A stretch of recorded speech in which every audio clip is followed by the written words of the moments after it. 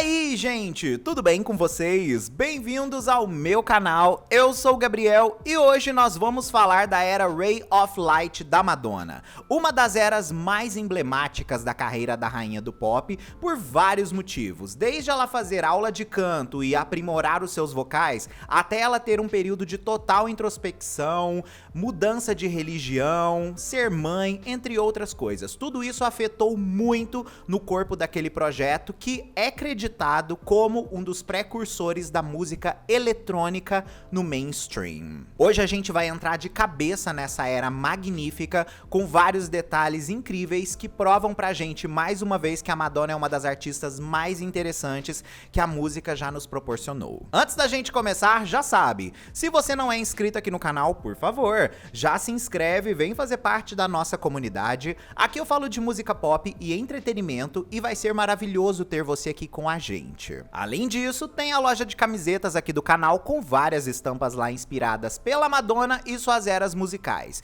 Se você ainda não tem a sua, para poder ir no show da lenda, já aproveita. É uma mais linda que a outra e tem de várias eras lá. O link fica fixado no topo aqui dos comentários ou na descrição do vídeo. Com um clique você chega lá e confere tudo. Bom, pra gente poder entender como que essa era começou de fato a se desenvolver, nós temos que voltar em 1995. Por quê?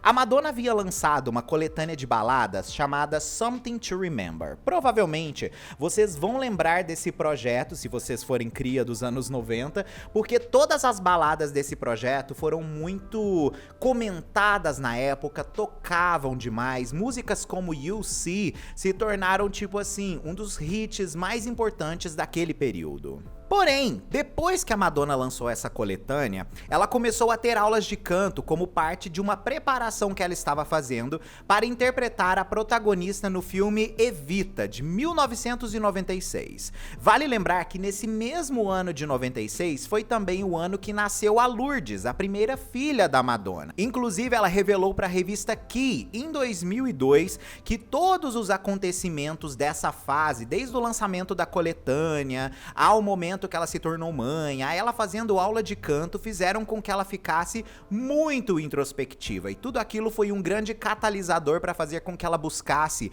outros tipos de estímulo na vida que ela, vamos dizer assim, levava. Inclusive, ela afirma nessa mesma revista que esse movimento todo fez com que ela procurasse respostas para questões que ela nunca havia se perguntado antes. Nesse período, ela começou a adotar as crenças da Cabala, começou a praticar yoga e diariamente também a estudar o hinduísmo e o budismo, o que super ajudou ela a sair da sua zona de conforto e também observar o mundo de uma perspectiva completamente diferente. Outro fator também que inspirou muito a concepção do disco foi, sem dúvida, a aula de canto que ela estava fazendo naquele momento. Segundo ela mesma, como cantora, ela percebeu que existia uma parte inteira da voz dela que ela ainda não havia utilizado, e ela decidiu usar essa evolução e aprendizado das aulas de canto para aprimorar também na sua música. Um outro movimento que foi super importante também para fazer com que ela entrasse ainda mais profundamente nessa mudança de vida, né, foi o fato dela começar a praticar essa Yoga Ashtanga, que é uma linha mais intensa, composta por 6 séries fixas de sequência de posturas que fazem praticamente você suar muito, além também de desintoxicar o corpo por esse meio, ajuda a renovar o sangue, promove um condicionamento físico incrível, força, muita concentração, alinhamento da musculatura e principalmente equilíbrio. Em maio de 1997, a Madonna começou a escrever as primeiras músicas para o projeto. E uma das pessoas que ela resolveu convocar para aquele primeiro momento que ela estava meio que incerta do que ela faria foi o Babyface, a pessoa que ela trabalhou no disco Bedtime Stories. Naquele período de 97, a era da balada ainda estava muito em ênfase, né? E trabalhar com ele novamente seria um bom movimento. Porém, ela caiu naquele lugar onde ela não se sentia bem com as canções que ela estava fazendo naquele momento, ou melhor dizendo, a direção que o projeto estava tomando. A mesma coisa aconteceu com Patty Bone na era erótica, quando ela foi produzir o Bedtime Stories. De acordo inclusive com o próprio Babyface, as músicas tinham um estilo muito parecido com o que ela fez em Take a Bow, e a Madonna não queria e nem precisava se repetir naquele período. Depois que ela descartou todas essas músicas que ela havia feito com o Babyface, a Madonna começou a trabalhar com Rick Nowels, que tinha coescrito músicas para Stevie Nicks, assim também como para Celine Dion, né? Essa colaboração dos dois produziu 7 canções inéditas em apenas 9 dias, mas vale lembrar que ainda assim essas músicas não apresentavam aquele direcionamento musical que no final das contas o disco Ray of Light ia ter. Então é bom a gente perceber que nesse momento eles criaram, vamos dizer assim, os primeiros corpos das canções. Dessas faixas, por exemplo, nós podemos citar The Power of Goodbye, que entrou no álbum, To Have and Not to Hold, assim também como Little Star, que acabaram incluídas depois, mas em uma versão muito mais eletrônica e muito mais Ray of Light-ish. Em seguida, a Madonna resolveu compor com o Patrick Leonard, que produziu diversas faixas para ela nos anos 80.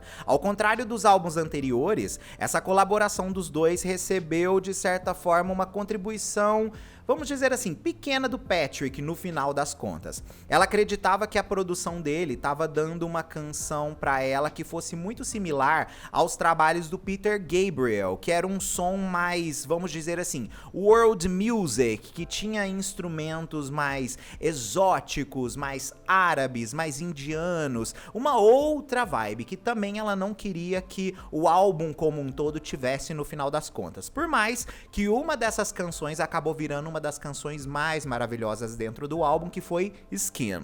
Foi assim que o Guy Oseary, que era sócio da Madonna e também sócio da Maverick Records, telefonou para o músico britânico William Orbit, sugerindo que ele enviasse algumas músicas para a Madonna.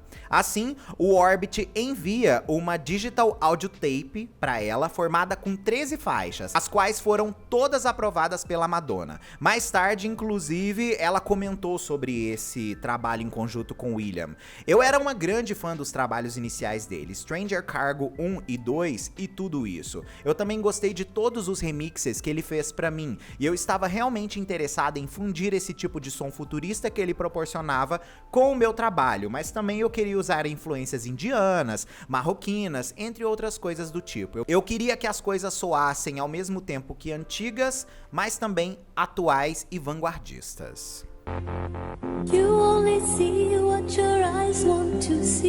Foi assim que no início de junho de 1997, antes deles iniciarem as gravações do disco, William Orbit se encontrou com a Madonna na casa dela em Nova York, e ele apresentou também algumas outras canções que ele havia elaborado com outros produtores musicais meses antes, as quais o William Orbit descreveu como elegantes. Foi assim que naquele final de semana depois desse encontro, eles visitam o Hit Factory e a Madonna começa a trabalhar em Ray of Light oficialmente. Ele mostrou pra ela uma fita com trechos musicais de coisas que ele estava desenvolvendo, que geralmente eram frases de 8 ou 16 compassos, versões mais simples de melodias que depois acabariam sendo incluídas no álbum, né? Enfim, a Madonna ouviu repetidamente tudo isso que ele mostrou pra ela e ficou muito inspirada pra compor. A cada vez que tinha uma ideia nova de letra, a Madonna mostrava pro William e assim eles começavam a desenvolver a música do zero. Como a maioria dos arranjos já estavam acontecendo e existindo naquele período, a Madonna trabalhou nas letras e melodias enquanto ela estava em casa ou enquanto ela estava viajando nesse período. Assim, o Ray of Light é gravado em apenas 4 meses e meio no Laura B. North Studios em Hollywood, na Califórnia, começando, como eu disse, em meados de junho de 97, tendo seu término em novembro do mesmo ano. Em grande parte desse processo todo, apenas 3 pessoas ficavam no estúdio com a Madonna: William Orbit, o engenheiro de som Pat McCarthy e o assistente dele, Matt Silva. Porém, ao mesmo tempo que parecia um sonho tudo isso que estava acontecendo dessa busca de novos sons e tals, alguns problemas também aconteceram durante as sessões iniciadas em Los Angeles. Por exemplo, já que ele preferia trabalhar com demos, timbres de sintetizadores e principalmente com hardware software Pro Tools, que hoje em dia é super famoso e todo mundo usa, né, no lugar de músicos ao vivo, ele teve um pouco de problema porque alguns desses aparelhos acabaram quebrando e a gravação tinha que ser adiada até que os aparelhos fossem reparados.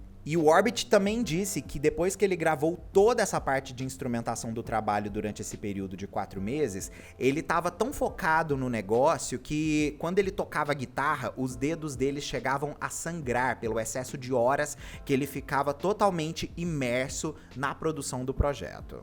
A Madonna teve alguns problemas com algumas palavras também que ela estava gravando nas letras, né? Por exemplo, a palavra shloka no idioma sânscrito durante a gravação de Shanti Ashtanga, ela acabou tendo que fazer aulas por telefone com um mestre desse idioma, que ajudou inclusive ela a fazer correções necessárias para a pronúncia do álbum, né? No caso, ela teve aula com o Dr. B.P.T. Vagish Shastri. Em uma entrevista que ela deu também pra MTV, a Madonna falou sobre a gravação do disco e disse que seu parceiro de negócios, o Guy Oseary, foi um amigo muito prestativo nesse período e que depois que ela e Orbit tocaram algumas faixas pra ele, para seu espanto, não dizia nada e saía às vezes do estúdio andando. Ele realmente odiava quando ela colocava cordas geladas nas músicas. Ela inclusive afirma: "Bem quando eu acho que a faixa está pronta, ele meio que empurra a gente para um passo adiante. Talvez devêssemos tentar isso", ela afirmava que ele dizia. "Ou realmente não estou a fim de ouvir isso." E então, claro, mais tarde, isso ficava rodeando na minha cabeça. E aí eu acabava mudando, às vezes, algumas coisas. William Orbit também disse para a revista Key que a Madonna gravou a música Swim no dia que o seu amigo e estilista Gianni Versace foi assassinado em Miami, na Flórida, e que esse fato fez com que a música tivesse um impacto mais emocional também. Depois da finalização da gravação do disco, né, o resultado final era, obviamente, um notável afastamento dos trabalhos anteriores que a Madonna tinha feito e que muitos afirmaram que era mais aventureiro. Musicalmente, o disco se deriva muito do trip hop, do techno, assim como música eletrônica. Porém, ele também tem elementos de subgêneros como trance, drum and bass, música ambiente, rock, new wave e até música clássica. Os vocais da Madonna têm mais amplitude nesse trabalho e também alcance, além dela apostar em tons mais cheios. Em muitas canções ela abandona aquele vibrato que esteve super presente em vários materiais antecessores e que ela foi criticada por usar esse tipo de voz durante muitas vezes, né? Mas dessa vez ela chegou num determinado patamar que ela estava muito feliz com o resultado final vocal também do projeto. Bom, vamos conhecer um pouco mais das músicas do disco de um jeitinho mais aprofundado, né?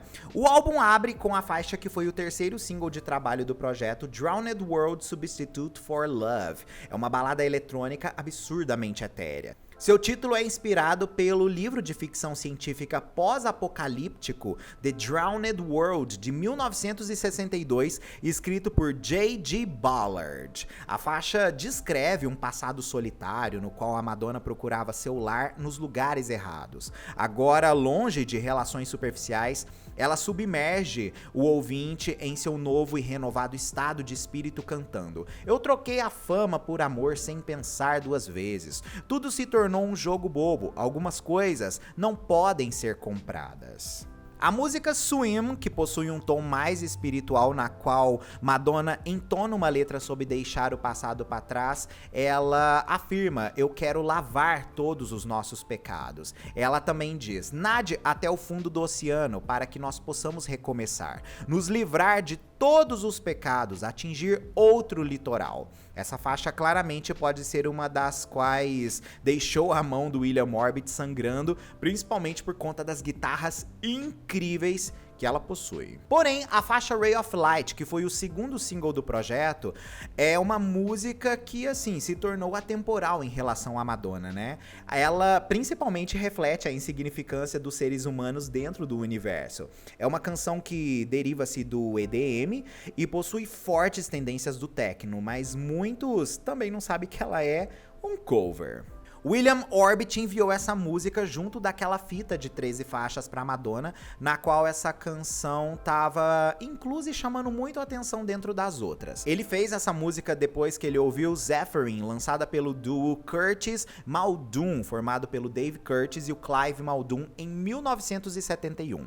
No ano de 1996, Christine Leach, sobrinha do Muldoon, gravou a sua versão pra faixa. Leach disse que sempre amou o trabalho do duo, afirmando que Zephyrin era sua música favorita. Ela trabalhou com William Orbit por um tempo, gravou essa demo aí por cima da melodia na qual ele estava trabalhando, reescreveu o refrão e também removeu alguns extratos da composição original. William Orbit acabou incluindo isso nessa fita, pensando que a Leach na verdade tinha escrito a canção inteira, viu, gente? Foi um errinho aí, mas que acabou se tornando um erro muito foda, né? Depois que a Madonna ouviu o demo, ela retrabalhou as letras, criou a música Ray of Light, e essa canção se tornou o hit que se tornou, né? E é bom lembrar que essa música foi usada também na propaganda do Windows XP, quando ele foi lançado em 2001, pelo efeito futurista que a canção transmitia. Olha que curiosidade fabulosa. Candy Perfume Girl vem a seguir e trata da ideia da juventude como força produtiva. Na minha opinião, é uma das melhores introduções também de uma faixa dentro do álbum, porque é meio grunge, combinado com uns bipes pós-moderno, umas batidas com acordes de guitarra elétrica, é simplesmente babilônica. Skin é aquela música que eu falei ali em cima, que ela tinha produzido o demo com Patrick Leonard, e a Madonna canta. Eu lhe conheço de algum lugar usando uma voz num tom bem mais suave e sedutor, que também acaba trazendo uma melodia com elementos eletrônicos, onde ela canta que precisa sentir amor e carinho. Vale lembrar também que a música tem uma ambientação muito de pessoas, é uma canção muito diferente. E Skin originalmente se chamava, na verdade, Filtration Dance, e foi gravada bem no comecinho das sessões, ainda antes do álbum virar alguma coisa. Nothing Really Matters é um dos grandes números de eletropop e dance pop que a Madonna fala sobre o seu papel de mãe após o nascimento da Lourdes Maria e como ela vivia também de um jeito meio que egoísta a sua vida. Ela começou a escrever a música com o Patrick Leonard durante o desenvolvimento do Ray of Light naquelas primeiras sessões. No entanto, ao contrário da dinâmica de trabalho anterior, né, o Leonard acabou dando pouca contribuição no que de fato a música se tornou, e essa canção acabou meio que sendo produzida no final das contas pelo William Orbit, né? E a Madonna inclusive disse que não queria que o Patrick produzisse porque ele parecia não estar interessado em empenhar-se no trabalho com ela. Sky Fits Heaven é sobre os estudos espirituais que a Madonna estava fazendo e também a Lourdes Maria, tendo linhas como o céu se encaixa no paraíso, então voe, isso é o que o profeta disse, a criança se encaixa à sua mãe, então abrace firme seu bebê, isso é o que o meu futuro pode ver. Partes inclusive das letras são retiradas do poema What Fits, de Max Blagg, usado num anúncio de 1993 da Gap. Tá? É uma curiosidade também muito interessante. A canção Shanti Ashtang é uma oração e também uma canção techno com um andamento bem rápido, sendo interpretada com um sotaque indiano em ritmo dance, né? A Madonna canta a versão adaptada inteiramente em sânscrito, com versos como: eu venero o guru do pé de lótus, no despertar da felicidade da autorrevelação. Ela tava incrível nessa fase. Frozen, nona faixa do álbum e primeiro single do projeto, é uma balada eletrônica mid-tempo que contém um som em camadas reforçados por sintetizadores, cordas, tem também uma qualidade de música ambiente, ao mesmo tempo que ela é techno, enfim, é uma música que soa cinematográfica e é creditada como uma das faixas mais emblemáticas e musicalmente mais complexas da carreira da Madonna. E liricamente, a canção trata de um homem apático e sem emoções. Contudo, subtextos foram notados. De acordo inclusive com o autor Freya German, as letras como "Você fica congelado quando seu coração não está aberto" refletem uma paleta artística, englobando diversos estilos musicais, textuais e visuais. O quarto single do projeto, que foi a música The Power of Goodbye, vem a seguir, e é outra música meio melancólica, eletrônica mid-tempo, que é apoiada por um pesado componente orquestral que fala da poderosa sensação de deixar uma pessoa ir, um ente querido ir, né? E foi considerado uma espécie de irmã sônica de Frozen, já que ambos lidam com temas de um coração fechado para o amor. A ideia de usar o desapego também como inspiração para essa música surgiu do interesse da Madonna pela filosofia budista, que além de praticar yoga, também estava muito imersa nisso. To Heaven Not to Hold fala sobre um amante distante e soa mais dark dentro do álbum, enquanto Little Star é uma música totalmente feita para Lourdes Maria e é uma ode de amor para sua filha, uma coisa que a gente não imaginava que a Madonna fosse fazer nunca, levando em consideração aquela artista bem durona que ela era. Ambas as canções são muito vibrantes, mas tem também uma breve sutileza. Mer Girl é uma meditação surreal da mortalidade e também fala um pouco da morte da mãe da Madonna. Nela ela canta: "E eu cheirei sua carne queimando, seus ossos apodrecendo, sua decadência. Eu corri e corri, ainda estou correndo." Tem também uma música bônus na edição japonesa do álbum que chama Has to Be e fala dos desejos da Madonna de ter um parceiro ou um companheiro, vamos dizer assim, de alma. Vamos bater algumas curiosidades aí. A música Drowned World, Substitute for Love, contém um pouquinho de demonstrações de Why I Follow the Tigers, cantada por San Sebastian Strings.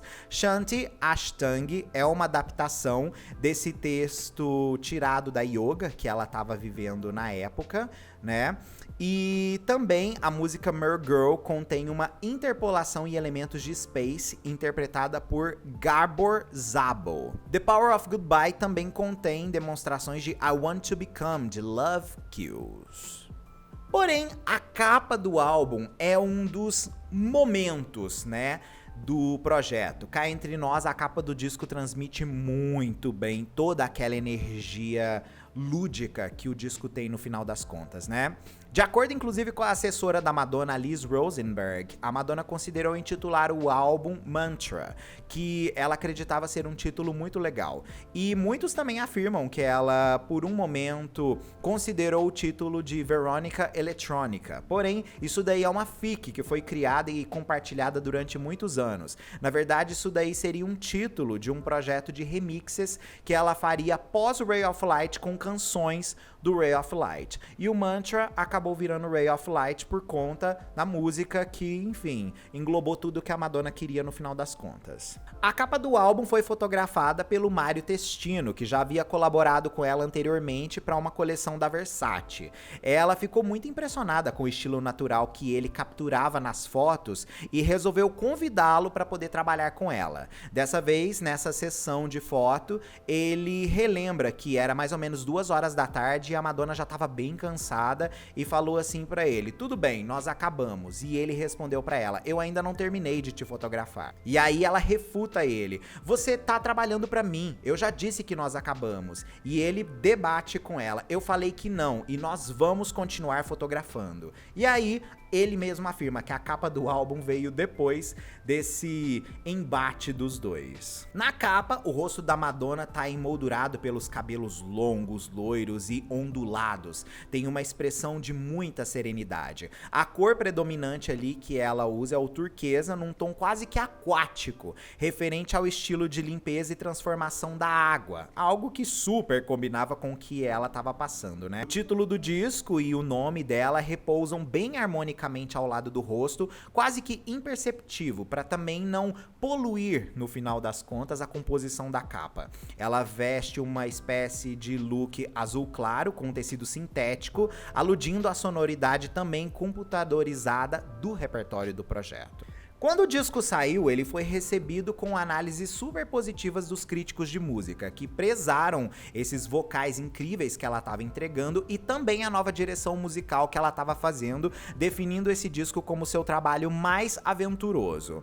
Os críticos também notaram uma natureza contida e bem madura no projeto e inclusive escreveram para Billboard na época: "Facilmente esse trabalho é o mais maduro e pessoal hoje que a Madonna já fez." Ray of Light encontra ela tecendo letras com uma meticulosa intimidade das anotações de um diário e envolvendo-as em melodias e instrumentos semelhantes a hinos e envoltos em um ambiente exuberante e melancólico. É claro, ela equilibra também um tom sério nas faixas com uma pitada pop que permite com que ela flexione o seu vocal imensuravelmente ampliado para obter um efeito mais refinado. Com o sucesso do álbum, é óbvio que a Madonna foi muito reconhecida também nas premiações. Por exemplo, na 41ª edição do Grammy Awards, a Madonna obteve o troféu de melhor álbum pop, melhor também capa de disco, melhor gravação dance, melhor videoclipe de formato curto e ainda concorreu a álbum do ano e gravação do ano. Vale lembrar também que ela foi a artista mais premiada da 15ª cerimônia do VMA, conquistando 6 das 9 indicações que ela estava concorrendo, além de vários prêmios internacionais que foram dados para ela por esse disco ser muito revolucionário naquele período. Para promover o disco Ray of Light, a Madonna fez várias aparições na televisão e várias performances ao vivo das canções. Comercialmente, o álbum obteve um desempenho incrível, atingindo a primeira colocação em cerca de 17 países, como por exemplo Alemanha, Austrália, Canadá, Nova Zelândia e Reino Unido. Já nos Estados Unidos, o disco ficou em número 2 na Billboard 200, porque ele foi bloqueado pela trilha sonora do Titanic, que foi simplesmente uma grande explosão naquele período, né? De qualquer forma, isso daí se converteu no 5º disco da Madonna a atingir a 2ª posição na tabela e recebeu 4 certificações de platina na Recording Industry Association of America, com mais de 4 milhões de cópias vendidas dentro do país. Mas no âmbito global, esse disco foi um sucesso estratosférico, vendendo cerca de 16 milhões de cópias no seu período de auge. A música Frozen também hitou bastante em território americano, obteve a vice-liderança na Billboard Hot 100 como o seu melhor auge, né? E tornando a Madonna a artista com mais músicas a atingirem a 2ª posição da parada naquele período. Comercialmente, essa obra liderou as paradas musicais da Escócia, da Espanha, da Itália e do Reino Unido, listando-se nas 5 primeiras posições em países também como Alemanha, Austrália, Canadá, França, Nova Zelândia e Suíça. O single Ray of Light também fez muito sucesso e liderou as paradas da Escócia e da Espanha, classificando-se também no top 10 de outros países como Austrália e no Canadá, além também da Europa. Nos Estados Unidos, a música registrou o seu maior alcance, chegando no número 5 da Billboard Hot 100, né? Mas se converteu no 23º number 1 da Madonna na Hot Dance Club Songs. A música Drowned World, Substitute for Love, foi lançada como o 3º single do álbum no dia 24 de agosto de 98 em todo o mundo, menos nos Estados Unidos. Comercialmente, apesar de ter conquistado um sucesso moderado na maioria dos países da Europa, o single se tornou um sucesso, né? E foi o 7º número 1 da Madonna, por exemplo, na Espanha, enquanto figurou o top 10 de vários outros países, como por exemplo na Islândia, assim como também no Reino Unido. A música The Power of the Goodbye alcançou também um sucesso comercial em toda a Europa, ficou no top 10 das tabelas de mais de 9 países, incluindo Alemanha, Áustria, Espanha, Hungria, Islândia e Reino Unido, enquanto nos Estados Unidos ficou em número 11, tornando-se o 37º top 20 da Madonna e sua 7ª estreia mais alta na época. A música Nothing Really Matters foi o último single a ser promovido do Ray of Light nos Estados Unidos, e a música continua sendo também uma das estreias mais baixas da carreira da Madonna na Billboard Hot 100, chegando ao número 93. E isso daí aconteceu por conta da própria Warner, né, gente? Porque eles tiveram um atraso em lançar o CD single, no qual os próprios fãs protestaram na época pelo mau agenciamento que a gravadora fez com esse single, né? A música se tornou o 23º número 1 da Madonna da Dance Club Songs. Além disso, Além disso, essa música também chegou no primeiro lugar na Espanha e na Hungria e posicionou-se entre o top 10 de países como Canadá, Escócia, Finlândia, Islândia, Itália, Nova Zelândia e também no Reino Unido. Essa música é apontada como um dos singles mais subestimados da carreira da Madonna até hoje. Até mesmo Louis Virtel, do New Now Next, citou a música como uma das 100 melhores canções de Madonna, afirmando: lidando com as máximas da nova era e com os sentimentos dos Beatles, Nothing Really é tão esquecida e curiosa quanto uma fantasia de geisha vermelha de couro invernizado. O kimono Gaultier foi inclusive citado por várias publicações como uma das reinvenções de looks mais notáveis da carreira da Madonna, incluído até mesmo em revistas de moda como a InStyle, a Elle e a Harper's Bazaar. Além disso, esse kimono foi reconhecido como um dos melhores looks e também piores looks do Grammy. Quando a Madonna estava promovendo esse álbum, ela foi muito criticada por um grupo religioso chamado The World Vaishnava Association, após uma apresentação que ela fez no VMA de 98. Eles criticaram ela por usar uma marca de hindi na sua cabeça durante a performance meio que provocativa, que incluiu uma simulação de um ato sexual usando uma blusa transparente. Como o símbolo supostamente reflete uma dedicação a Deus por meio da castidade, harmonia e pureza, o grupo alegou que toda a produção estava zombando e ofendendo os hindus e os yogis. Um dos pontos mais interessantes do legado do disco Ray of Light foi a introdução da música eletrônica no cenário da música popular daquele período. Como o próprio AllMusic afirma, o álbum atraiu uma atenção do mainstream para a música eletrônica que passou de seu status underground para popularmente selvagem no século XXI. O Thomas Harrison, autor do livro Music of the 90s, escreveu que o estilo de produção do Ray of Light ditava novas tendências na música eletrônica, como o uso dos samples e sintetizadores eletrônicos. O livro acadêmico Muse and Technoculture, cujo editorial está de acordo com a Universidade Wesleyan, comentaram que a Madonna soava como uma mãe do campo tecnológico, devido à introdução de elementos eletrônicos no álbum, que muitos dos quais refletiam seu elemento maternal. O Randy Taraborelli também disse: há anos, o techno e a música eletrônica são gêneros mais tocados em festas populares e ilegalmente underground que ocorrem em armazéns abandonados em áreas desertas em todo o mundo, principalmente no Reino Unido. É aqui que os jovens amantes de música, sob a influência do álcool e as ilusões do próprio êxtase, caminham pelas nuvens ao ritmo desses sons etéreos e sintetizados. A Madonna, inclusive, sentiu que esse gênero era um som quente e decidiu levá-lo à popularidade massiva. Da mesma forma, Lucy O'Brien elogiou a Madonna e a obra porque ambos inovaram brilhantemente a cultura rave. Ryan Davis, do portal Examiner, comentou que o Ray of Light deu uma sensação de calorosas emoções à música eletrônica, o que geralmente não é encontrado no gênero, levando em consideração aquele período, E finalmente, o Montreal Gazette expressou: Ray of Light é o primeiro álbum comercial que de fato implementou o sucesso do pop e do techno. O disco fez um sucesso tão grande, mas tão grande, que hoje ele é o terceiro disco mais vendido da carreira da Madonna, com mais de 20 milhões de cópias distribuídas em todo o mundo. Ele apenas está atrás do Like a Virgin e do True Blue, que cada um deles vendeu mais de 25 milhões. Vale lembrar que a Warner, por um momento, achou que o disco ia ser um fracasso, mas que a Madonna acabou dando a volta por cima, principalmente porque muitos achavam que depois de toda aquela situação que ela viveu no Erótica, também o fato do Bedtime Stories ter vendido bem, mas não tanto quanto eles esperavam no aspecto de limpeza de imagem, a Madonna acabou mostrando que ela era muito perspicaz e que sim, mais uma vez afirmando, ela tinha o controle da sua carreira, E ela conseguiu criar com esse disco um momento icônico na cultura pop que depois acabaria sendo referenciado por diversas divas pós-Madonna, principalmente na década de 2000.